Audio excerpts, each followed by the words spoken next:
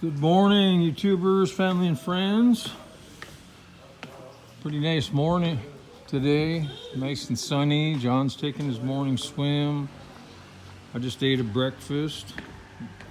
Bacon and eggs with a little sour cream on top of the scrambled eggs. That's part of my elimination diet, which is a carnivore diet, which is protein and fat. I have steaks at night. Actually, yesterday I had chicken, but I try to keep it to beef.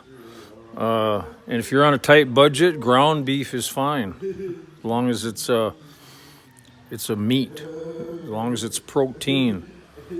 Stay away from the carbs. It's supposed to be zero carbs. I've been actually eating some nuts and a tiny bit of fruit. Because fruits that are in season in the fall between September and November are just unbelievable in the Philippines.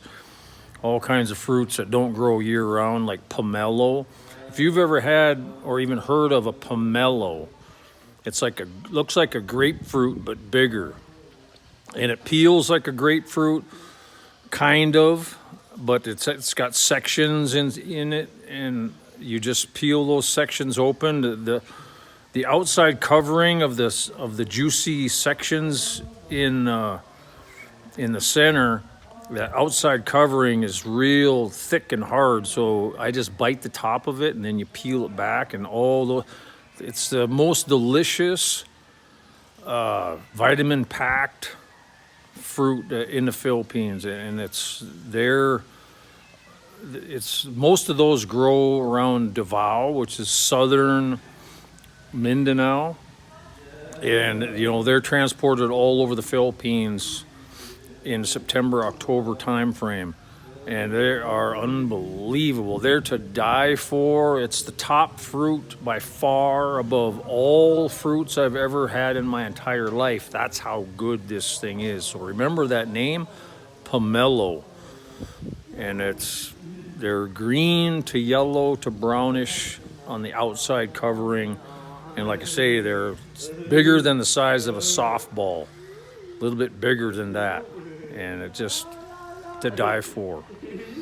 So just checking out the pool. I'm gonna run the pumps. It's pretty clean actually, but I'm gonna run the pumps because I never ran the pumps yesterday and the day before. So today's a nice day, so we'll take advantage of the free electricity from the sun on my solar system.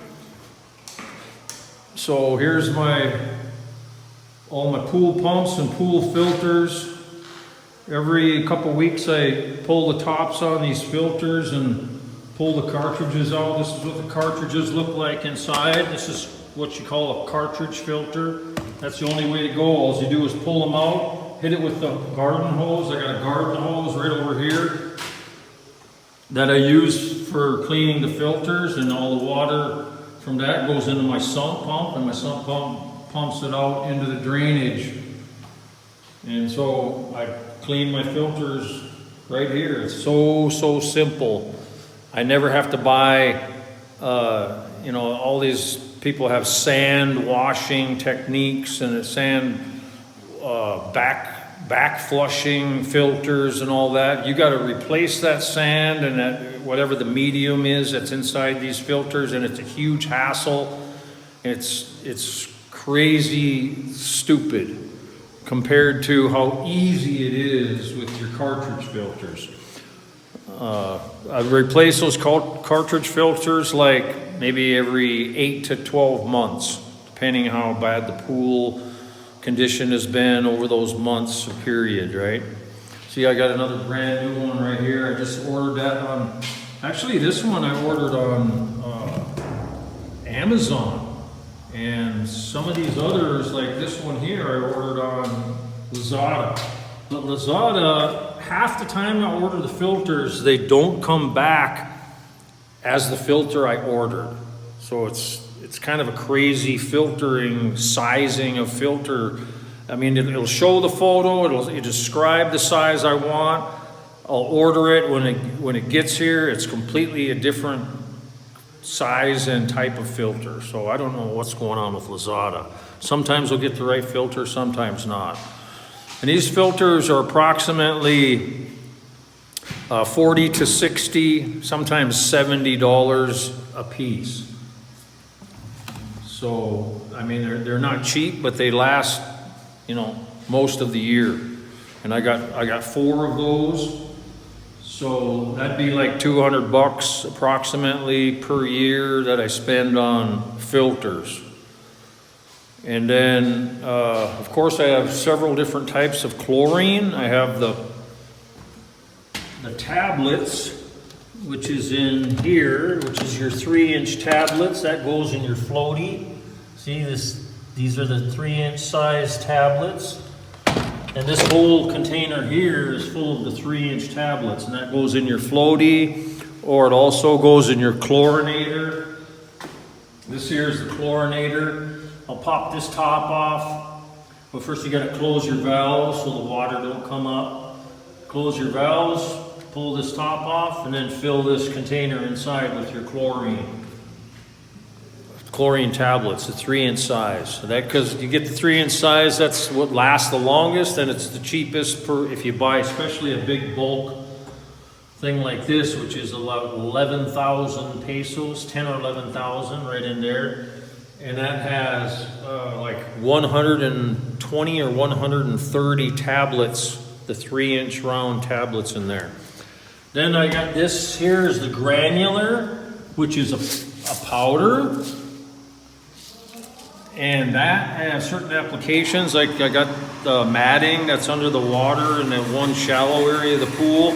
I sprinkle this on that matting because that'll get debris in there and it'll start getting green. So I got to sprinkle this in there a couple times a week. So I got the powdered chlorine. Then I also have the liquid chlorine. So if the pool, after lots of swimmers, big party, or a really bad storm or something, if I need to hit it like a shock it, then I'll pour a gallon of that liquid chlorine in the entire pool and then run the pumps longer. And then that'll be good to go. I got 2 pressure tanks here. I only have one of the pressure tanks set up. But I have 2 because I like redundance. These are my utility pumps, right? That keeps my entire fresh water system, because this is my line that comes from municipality water, and it fills up these 2 stainless tanks, and that's all my fresh water. And it comes out of those tanks into these pumps and keeps the pressure. You can see there, it keeps that pressure 40, 50, 45 pounds, 50 pounds, 60 pounds, right in that area. I keep it a little bit higher because to get the water to the toilet on the very top of the tower, I got to keep it around 60 pounds. But like I say, I got redundant systems, so if one pump goes out, I can just switch to the other pump. Or I can use both pumps and only have one pump adjusted at a higher or a lower pressure to go to certain areas. Like I say, these are all the fresh water going into all the buildings I got here. The tower, which would be a higher pressure to get all the way to the top. Then I have the house, and then the dirty, which is the chef kitchen or dirty kitchen. It's actually the chef kitchen building with the laundry facility and CR is in there. And then also this dirty kitchen line has the hose, the garden hose that's out by the generator building attached to that also. And then this drop right here is your freshwater supply going to the pool, to the swimming pool. See the white line. So I can, if the pool starts getting low of water, I can just turn that on. But especially in the rainy season, when you got rain always going, keeping the pool completely full, and then so much more rain usually that it goes in the overflows and goes down the drainage system. But, some people are saying, whoa, wasn't that chlorine getting into the environment, blah, blah, blah. By the time it dissipates through the whole drainage system and goes out into the jungle where the drain finally ends, the parts per million in the chlorine is so low that it's lower than what the municipality puts in the fresh water going to people's homes. It's less than that, so no, it doesn't hurt anything in the environment. But another nice feature that I've installed in the whole freshwater system, so it gets the supply here from my stainless tanks, goes through the utility pumps, then comes up through this pipe and goes through filters. So this is a pre-filter and a carbon filter, and every time I change the filter, I put the date on it. And the pre-filter, every 3 months, I'll either replace the pre-filter. This is what your pre-filter looks like, right? It just catches all the sediment and all your sand and all the tiny particles before it goes into your carbon filter. And so every 3 months I'll pull that. If it's in good condition, I'll just rinse it out, put it back in, use it for another 3 months. Or if it's in a bad condition, starting to become damaged, then I'll replace it completely. And then, so every 3 months on your pre-filter, either replace it or clean it. And then your carbon filter, I go every 6 months, and you can't ever wash that. You have to just replace it. And that's probably, I've maybe spent $60 a year on that total for the pre-filters and the carbon filters. So it's not bad at all. And then this here pump is for my water well. I have a water well. It's a jet pump, so it shoots water down into the well, and then this other line brings the water back. And then what water is left, I slipstream a portion of that water into another pressure tank and then back into my freshwater tanks. So I got a well here, maybe once, twice a year. I fire up this system and, just to make sure it's all working. If I ever lose utility or municipality water, I have my own freshwater well to use for drinking and to use for the pool and everything. So anyways, I'm going to turn this fan on. When I run the pumps down here, I'll turn the fan on.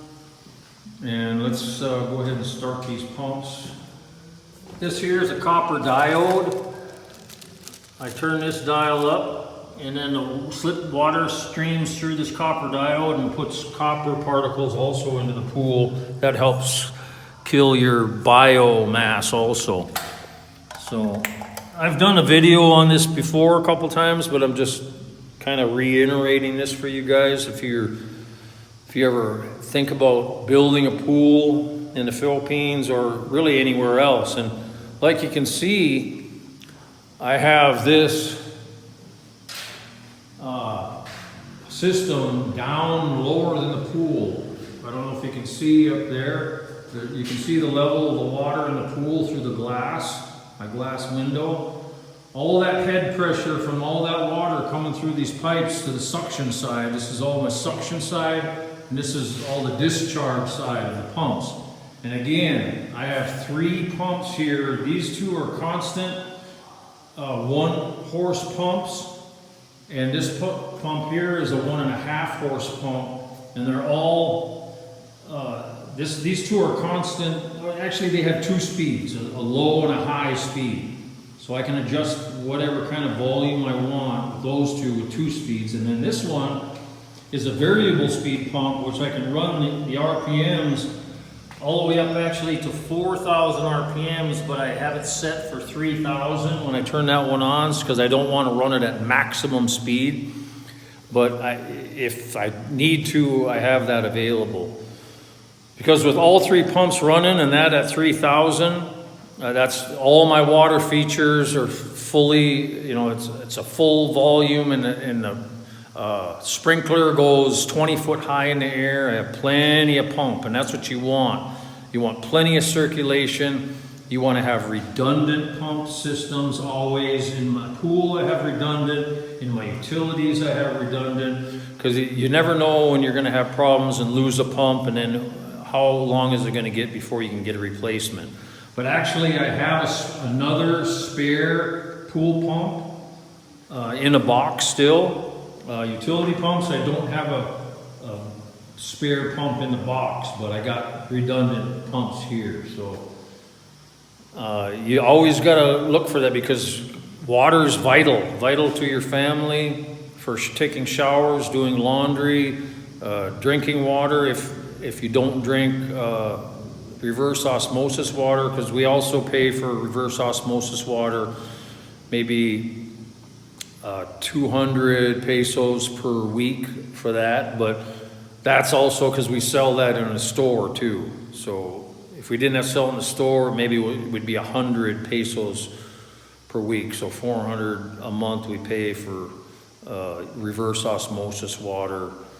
And we got, like I say, anywhere from 9 to 15 people at a time living in my house. So, you know, we have a pretty big crowd here in my home that we take care of.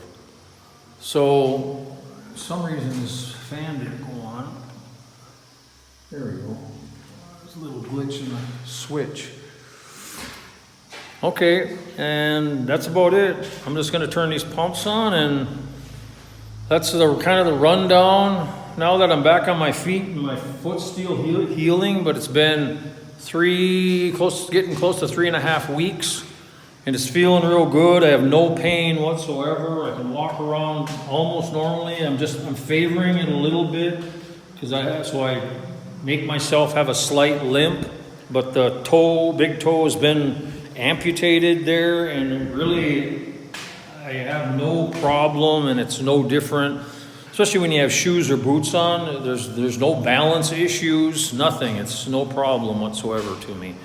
As long as the small quarter size, maybe 50-cent piece size open wound heals properly, and it has been so far. And the other cuts that had to be cut back on the bottom of my foot and the top of my foot to get the bone out, that's been sewed up, and that's almost completely healed over now, and it's fine. So anyways, that's just an update of what's going on with me, and I hope some of these tips are good for you. And like I say, I have solar that I installed, and it was part of my savings money that I used, but it was like, what did I pay? 700,000 pesos is what I paid. And that's like what, 12, 13, 14,000 for my whole entire solar system installed. So that will last 20 to 30 years, and like I say, I'm pretty much close to zero on my bill. Maybe once they finally get the billing fixed, it'll be maybe around 2,000 pesos per month. 2 to 4 at the most if we have lots of rainy, cloudy days in the rainy season. But that's awesome compared to where it was at close pushing 30,000. But like I say in that last video, the rates were almost 16 pesos per kilowatt here last year, 2 years ago. That's why another reason I put in the solar. As soon as I put in the solar, the rates start dropping like crazy, and now it's down to 5 pesos per kilowatt from 16. I mean, that's unheard of and crazy, and I don't know why it's down so low. I don't know if it's government subsidies or whatever. I have no idea. But anyways, this is Edward coming to you from the Philippines, northwestern Mindanao. I'm away from most of where the expats live in the Philippines. Most of them live in Doomtown, which is another name for Dumaguete, which is way too many expats there now, way too many foreigners, and it's same thing with all the big cities. That's where all these foreigners kind of try to congregate. I'm way the hell out in the jungle, deep jungle of northwestern Mindanao. I purchased with my Filipino wife many hectares of land that we produce coconuts and lumber and fruits, and so we're kind of a farming household halfway farming, and then we have this pool that we share to anyone that wants to use it for a donation. So we have income coming from that and our farm. So that's what we do, and we just keep building on that. Keep building on that. If good land opportunities come by and they're close to our other pieces of property and near our home, we'll buy more land if we're able to, or if our budget is able to do that. So anyways, just cluing you guys in on what we do in the Philippines, because I don't like the cities. I try to stay away from the cities as much as possible. We go there for supplies. We go there, very short periods of time to meet with friends or family or whatever, and that's about it. Otherwise, we spend all our time in the jungle. So anyways, that's kind of what we do. We stay away from the loud noise. Yes, we get loud muffler motorcycles going by on our road every once in a while, but for the most part, it's quiet out here, really. I mean, yeah, you have neighbors that burn garbage once in a while. In the province, you're especially going to get that. In the cities, not so much. The suburbs, people still burn garbage. But way out here in the province, people and neighbors always burn. Just like in the early days of the U.S., even when I was a child growing up, we lived in a rural area in the headwaters of the Mississippi in Minnesota, and my dad burned garbage. We had a burn barrel, right? So all the paper stuff, we burned paper, plastic, everything. And then all the cans and stuff got buried. We dug a big hole with the tractor in the field, and all that garbage went in that big hole until it was full, and we covered it up. That's just the way it was for years and years and decades in the U.S. and every country in the world. And it's just that the Philippines is 50 years behind the developed countries. So that's just the way it is. But for the most part, it's pretty dang quiet, and you don't have to deal with all the noise and all the people out here compared to the cities, of course. So we love it, and that's just an update for what's going on with us. I hope that gave you some tips and of kind of what your decision is going to be in the future of what you want to do in the Philippines. So my perspective is like, a farming / what business or way you can earn income. Like we have our swimming pool is how we earn income, only through donations though. So there's no business. It's not a business. It's just sharing with the community, and they give donations so we can buy the chlorine and the filters and the electricity, the little that we use and stuff like that. So that kind of stuff, just keep in mind, depending on what your plans are for retirement. Are you just going to sit there and do nothing? No, you don't want to. You want to stay active a little bit. I'm not an exercising person. I don't say, okay, I'm going to go 3 times a week for 2 to 3 hours and do my exercising or weightlifting or whatever that is. I just think that's the most boring thing, and it's just a complete waste of time, where I'd rather be doing projects, staying busy on developing your land, growing. We got a massive garden out here right on the other side of the wall right here. We grow okra and squash and beans and you name it. All kinds of green leafy stuff that only my wife knows about what the name of it is. But we eat fresh vegetables and fruits right off our land that we purchase that surrounds outside of our wall. And really inside the wall, we also have banana, papaya, calamansi, and peppers, and all kinds of stuff that grow inside the wall too. So it's just amazing if you have land, what you can do with it. All wealth is derived from land, and you can care for yourself if you have a plot of land just by growing and raising animals. It's the way to go. If you want to be self-sufficient, get yourself out in a rural area and evaluate everything. Don't ever build on a lowland floodplain. Shout out again to the Armstrong family. They're building because the land's cheap, right? Super cheap. They built and bought all kinds of land and divided it into building lots that they're from a rice field, a lowland rice field. And he keeps saying, oh, you know, they got flooded out once this last year. And they, oh, it's just a once in 100-year flood and all that. No, you're going to get flooded out a lot in a low-lying area. Don't ever do it. Always build on high ground. So if there's rolling hills, you always build on top of one of the hills. It's just common sense. So keep that in mind too if you want to go out in a rural area and build. So that's it for today. It was a long video, but I hope that gave you some pointers, and good luck and God bless. Bye-bye.